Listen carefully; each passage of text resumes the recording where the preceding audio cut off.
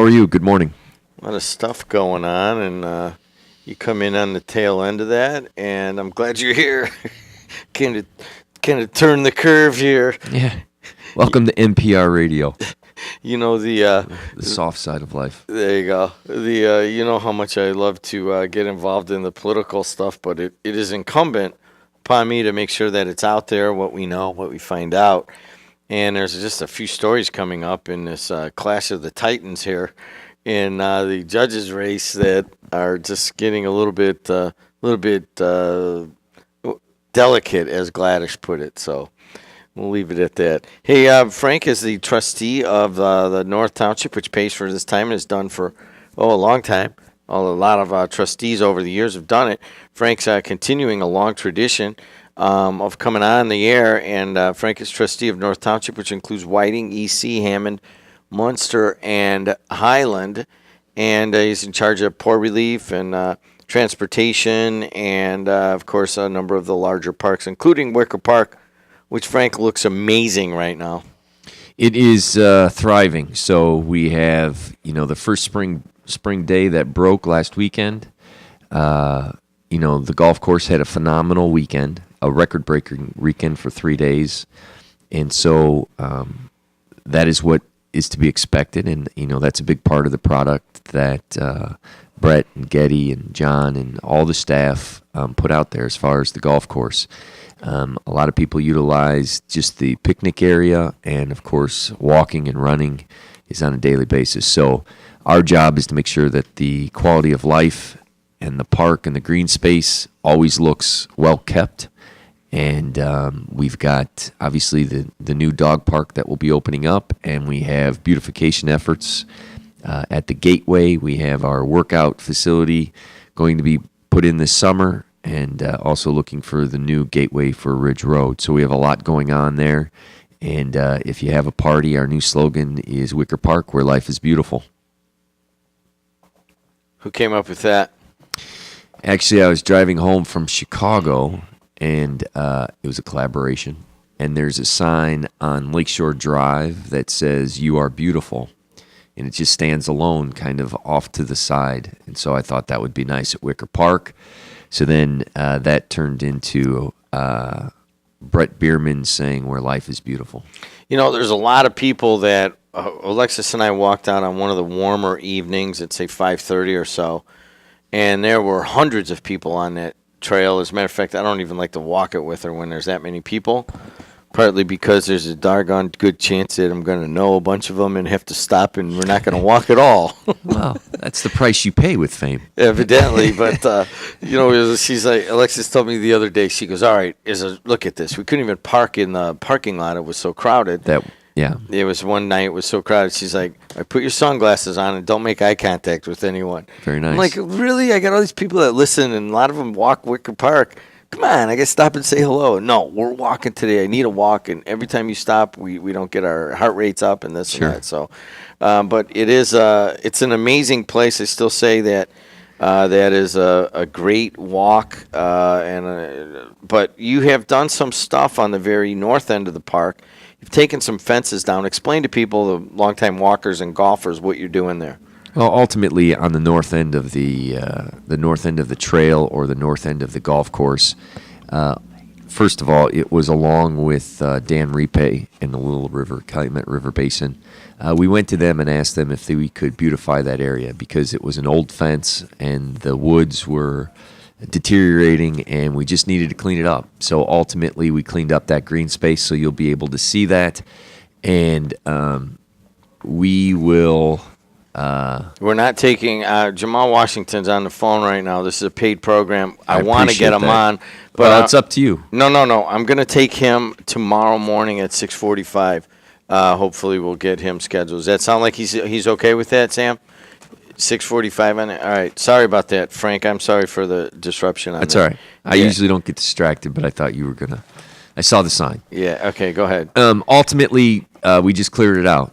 Dan Repay and a Little Calumet River Basin made that a priority. They cleaned that area out. It's much, much more beautiful. We're going to either leave it with the green space and try and beautify it. And so it's the space basically between Wicker Park and the Little Calumet River and the levee. And what are you and gonna, that walking what trail. exactly is going to do with that space? I mean, you're going to be We able may to walk. keep it green space, just like it is, I believe. Okay, now there's no plans to maybe let people walk all the way along the riverbank, all the way down to the end, to where the pump station is.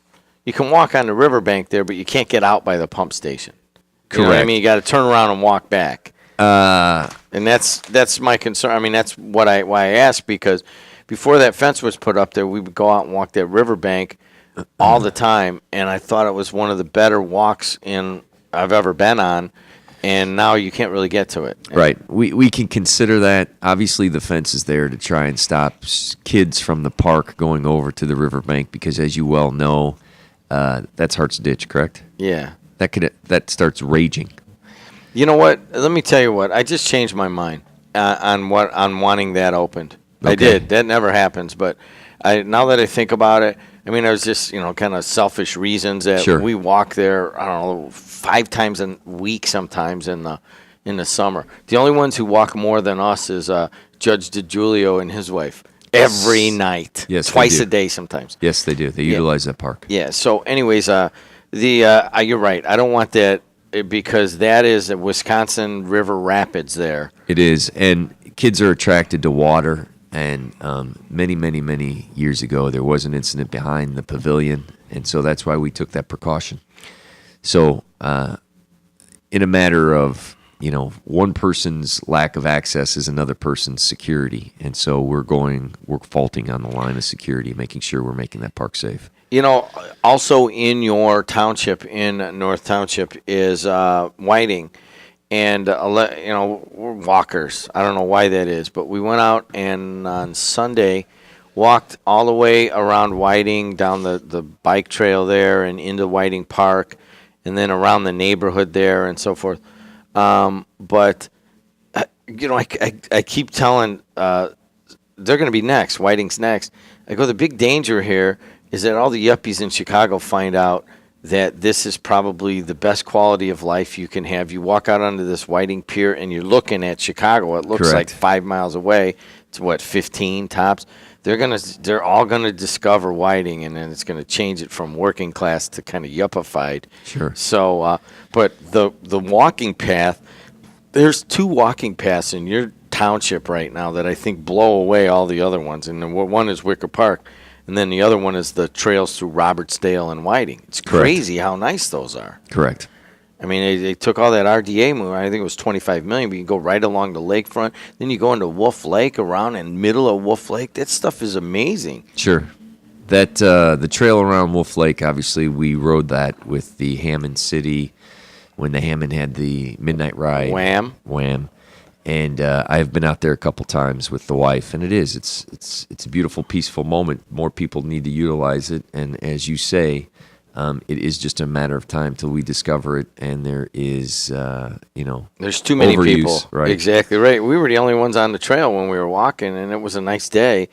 And then we got to the beach, and there were a bunch of people, but parts of it, nobody was on it. So and the pavilion in Whiting, because you have a competitive nature, because we have a pavilion at Wicker Park where we have outdoor weddings.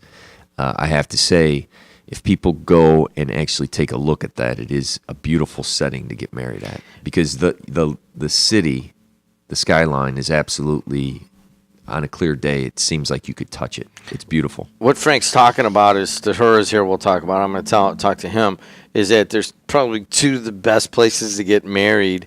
Maybe Main Square Park in Highland, also in your township, Correct, is pretty well utilized too.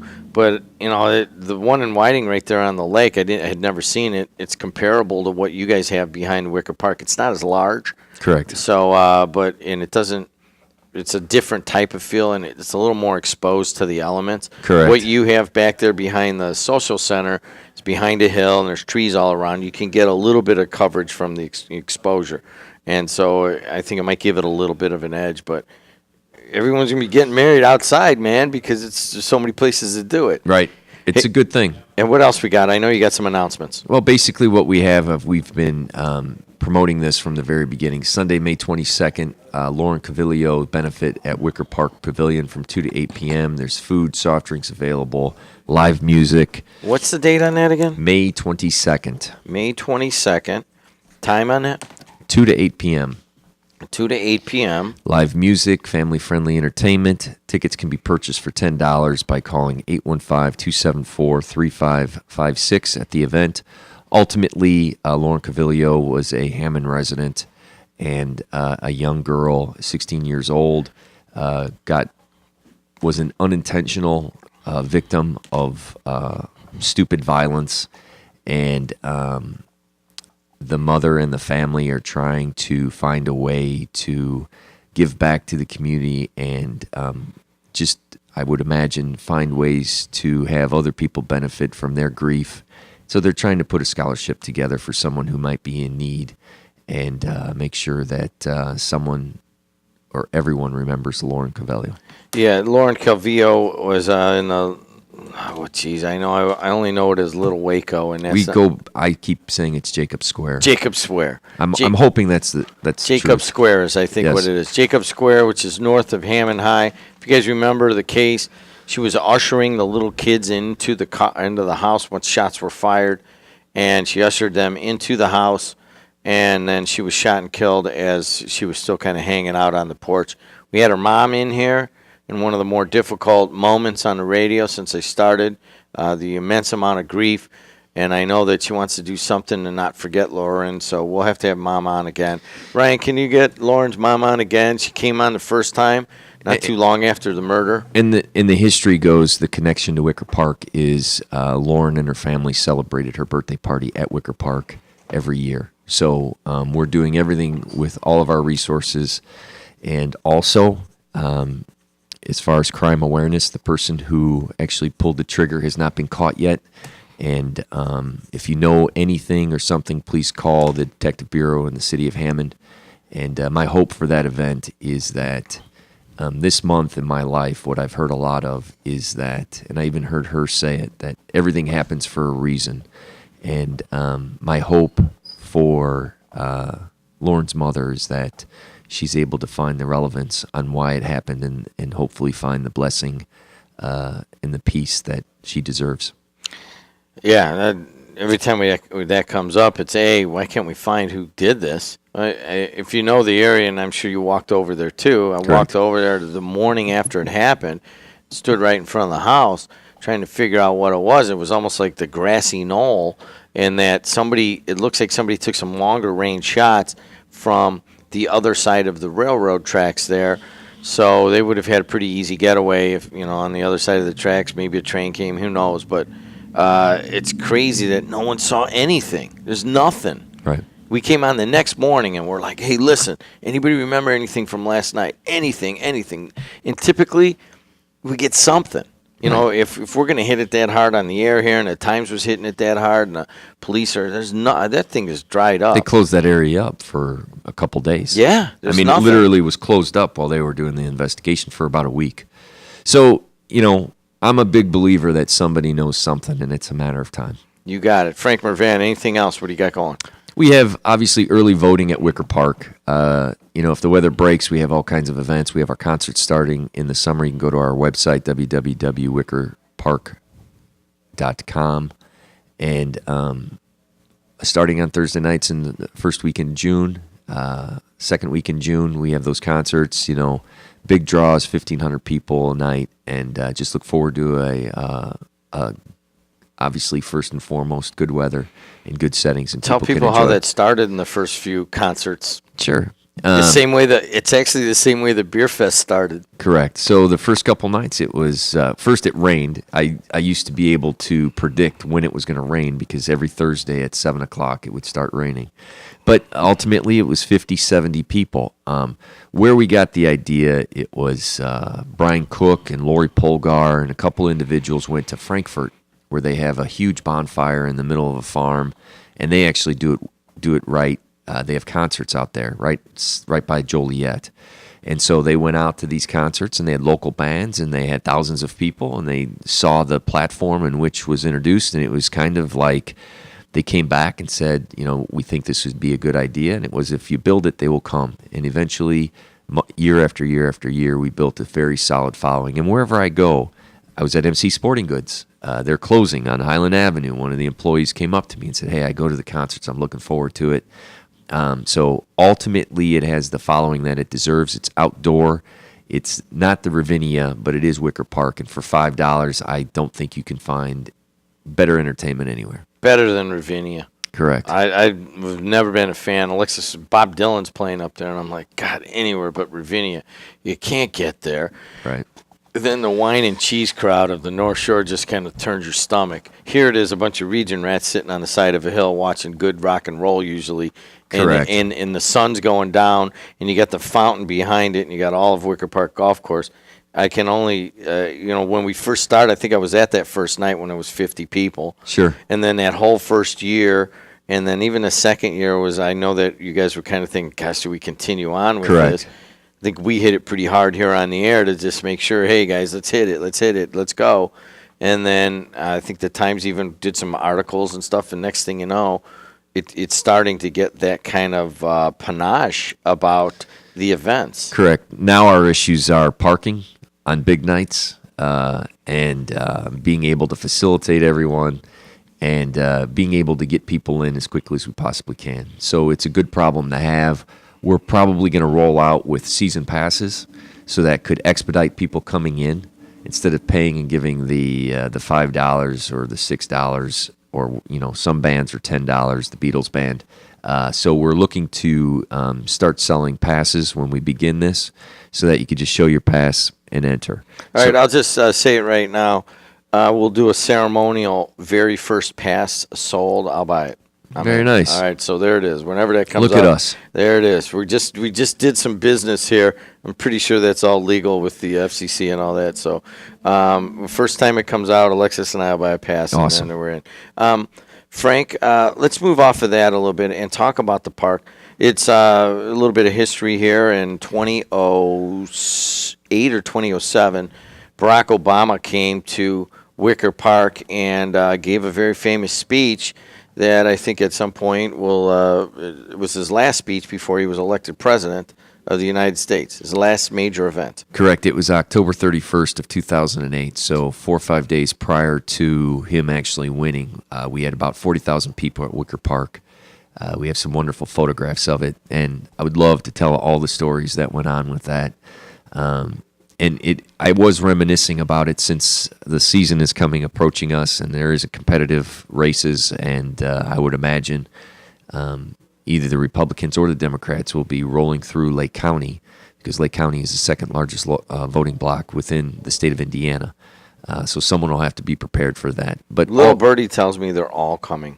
Okay, and a little birdie told me, and I don't think it's the same birdie, but Hillary Clinton is putting feelers out there in the state of Indiana to come out to this area. What form she will have, large or small, I don't know. How about right here? This is as good a spot as any, right here at the Purdue Northwest Commercialization and Manufacturing Excellence Center. It is. Anybody listening to Frank, and there's two sets of ears that I want to hear this.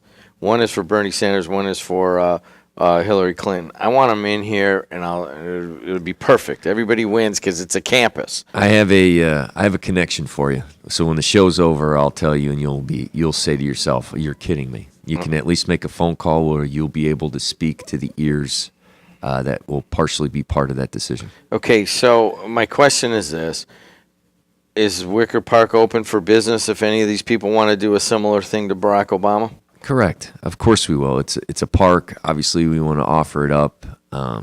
Whatever party it would be affiliated with, we would have to be fair about it because it is a park. And I think we have the experience and also the space and the forum to be able to do that. I think that's kind of where I'm going in that, sometimes it's easier if somebody's done this once already. I mean, you guys, I remember kind of dealing with you a little right ahead of it, all the security details. It was crazy. It was I'd a love crazy time. To dedicate a half hour of that, of everything that went down. First and foremost, everyone thought that, and it was very ironic, but everyone thought I had the capabilities of letting them sit next to or with the Obama family during that event. And ultimately, we were a tool that they had used thousands and thousands of times, where they went into a space, created an event, and moved on. And we had a role to play, and it was to facilitate. But I got hundreds and hundreds of calls. There's still people mad at me that think that I didn't give them an opportunity to get next to Barack Obama, which I had no control over whatsoever. But you did get near Barack Obama. My story is it's a good one, and it tells to what the gentleman is. So 5 days of pure hell trying to put that together. At that time, Mitch Daniels was the governor. We needed state police support on 8094. I also have a story. We needed buses to be able to bus people from the Kmart where there was overflow parking. And I had to deal with all different personalities. And if you remember correctly, the infrastructure of the politics in Lake County in Northwest Indiana, all the power players were with Hillary, because Evan Bayh was with Hillary, and he was our U.S. Senator. And McDermott was with Hillary. Correct. I don't think he is so much now, but he was then. He was big. Everyone was yeah. big. All the cities and towns were. So I was I remember me and Gilda Orange having a conversation, Councilman Gilda Orange out of East Chicago, who was a staunch Obama supporter before it was popular. And Hillary was coming to the Civic Center. And we both got invited, and we were VIPs. And we kind of looked at each other, and we said, I said to her, it's kind of like not going to the prom. Because everyone was there, and it was a moment, but we held our ground, and we stayed in support of who we believed would be the better president at that time. And, there were a lot of challenges with getting resources that we needed. But the best was in a meeting with the Secret Service, the state police, the chief of the state police for the local area, and me looking him in the eye and having to explain to him in a very aggressive manner that them not providing safety patrol on 8094 and Indianapolis Boulevard and Ridge Road is a derelict of their duties simply because of politics, and it's petty. And if you want me to go out and start telling the world that you're doing this, I will. And about 4 hours later, they decided to patrol the area. And it was moments like that happened for 5 days. But how I met Barack Obama. Before you get to that, a slight comment on that is that, you don't use your office or your ability to communicate to a lot of people. I'm sure you never use that, and I try to not use that. Correct. Either. People, but I have it in my bag. Exactly. It's not like I ever talk to people and say, "Hey, come here." You do realize I got a 400-foot tower, and I talk on the radio for 4 hours a day. You do realize that, right? Right. It doesn't ever need, and the only time I ever say it is to like my buddies who are messing with me. Right. Like when Gary Bell and Dave Gladish are, getting all mad and they're like ripping on me in front of all the people because I rip on them about their bowling scores. Correct. And then, I'll bring it out in a joking manner. But you had that club in your bag and you pulled it out, and I'm proud of you for that. Well, it was absolutely necessary in that particular instance. And but how I met Barack or President Obama was, and I'm not that close, but how I met President Obama was basically he had the event. We're one of a million people facilitating something like that for them.